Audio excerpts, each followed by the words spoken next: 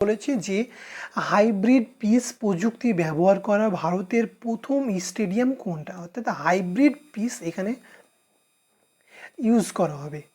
তো সেটা হচ্ছে কোন স্টেডিয়াম সেটার কথা জিজ্ঞেস করেছে। অপশান এ আছে Eden Garden, option B Wankhede stadium, option C Dharamshala stadium, option D হচ্ছে এম চিন্নাস্বামী স্টেডিয়াম।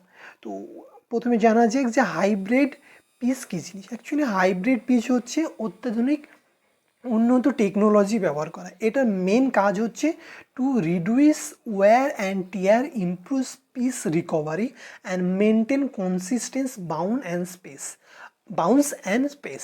অর্থাৎ আমরা যে পিচগুলো নিয়ে ফাস্ট বল হয়ে থাকে ফাস্ট বল, তো সেখানে যে বাউন্স আর পিচ সেটা যাতে মেনটেন করা হয় সেটা এই হাইব্রিড পিচ প্রযুক্তির ফলে সেটা মেনটেন করা যায়।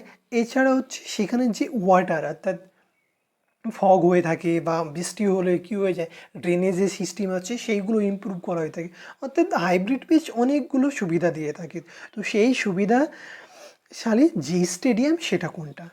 এইচপিসি অর্থাৎ Himachal Pradesh cricket association stadium in Dharamshala, অর্থাৎ ধর্মশালা যে স্টেডিয়াম হচ্ছে become first Indian venue with hybrid pitch technology. তাহলে ভারতের প্রথম হাইব্রিড পিচ টেকনোলজির ক্রিকেট মাঠ কোনটি, সেটা হচ্ছে ধর্মশালা।